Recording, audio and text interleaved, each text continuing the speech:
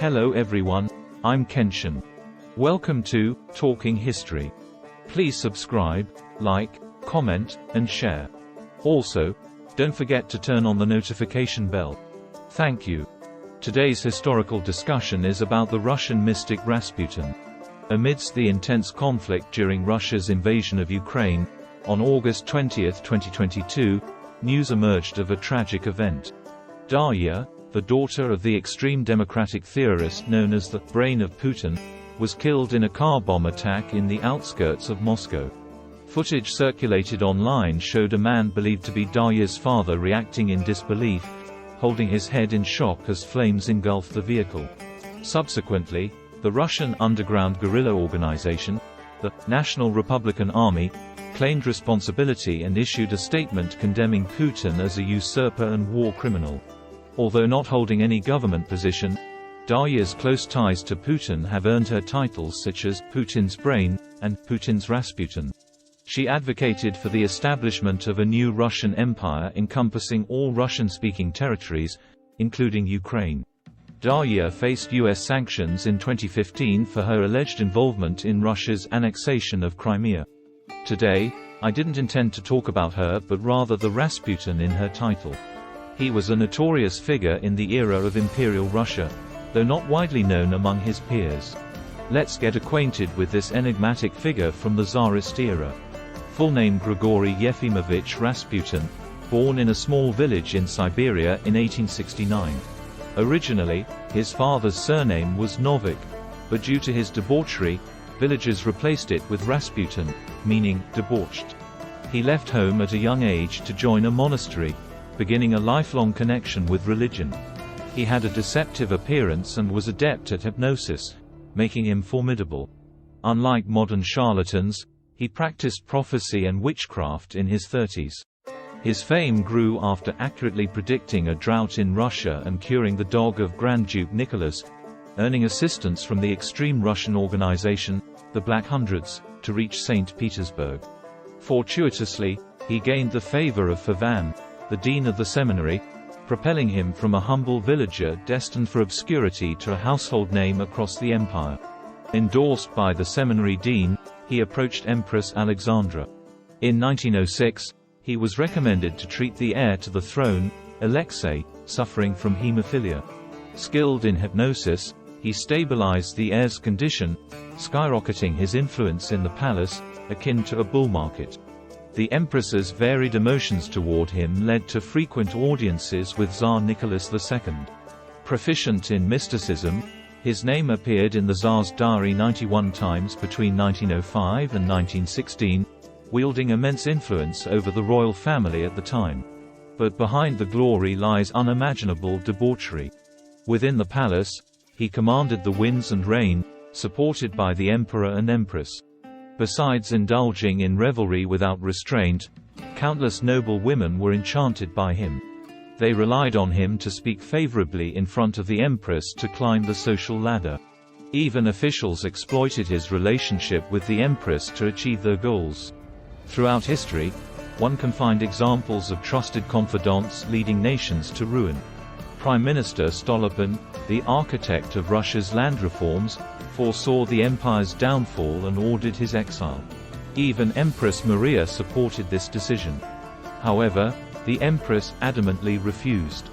Thus, a conversation arose in the palace: "Your Majesty, I believe Rasputin is a menace. If we don't find a way to get rid of him, the glory of the Romanovs will be destroyed in our generation." The empress retorted, "Nonsense. You old geezers. You talk about the dynasty collapsing.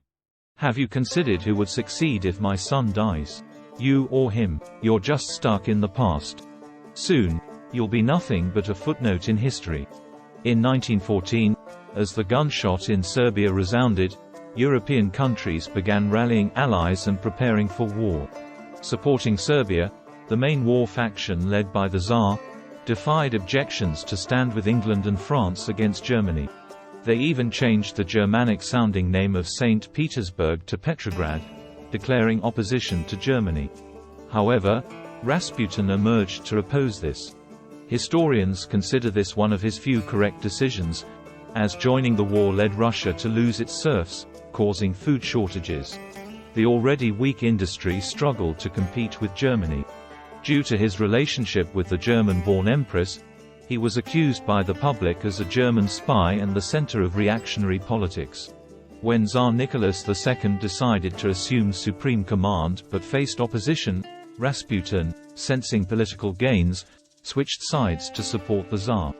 Despite an elderly prime minister, Stolypin, becoming the nominal leader, Rasputin and the empress continued to exert influence, leading to the dismissal of several officials.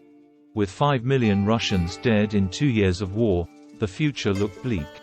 Those who felt threatened by Rasputin believed only his complete disappearance could solve the problem.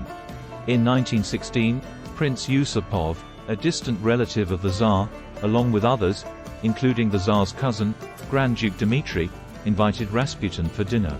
Several cakes and wine laced with deadly cyanide were served. Unaware, Rasputin consumed them but showed no signs of pain, only burping a few times, possibly due to the poor quality of poison used. At this moment, Yusupov panicked. The poison he ingested could have killed everyone present 3 times over. Quickly, he grabbed a gun and added a dessert to the meal. As Rasputin collapsed and everyone breathed a sigh of relief, he suddenly opened his eyes like a zombie, grabbed the prince by the neck, and menacingly said, "I'll strangle all of you." Then, he escaped outside, with others chasing and shooting him 3 times, hitting him even in the head. As they dragged him back, the terrifying Rasputin woke up again. In panic, the prince took a heavy object and struck him forcefully on the temple, then threw him into the icy Neva River. The next day, his body was found, confirmed drowned. What surprised everyone was that he survived in the river for a staggering 8 minutes, nearly 3 times longer than an average person. Details of Rasputin's assassination vary, focusing on his unbelievable vitality. However, the autopsy confirmed that the real cause of death was the 3rd bullet shot into his head.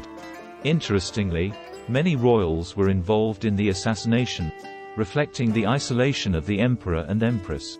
After death, his body was transported to the imperial village, where the empress constructed an underground tomb for him, planning to build a monastery on top.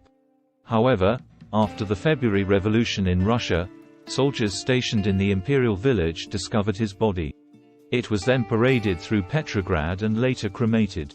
After his death, the empire faced worsening conditions as numerous social issues repeatedly affected it.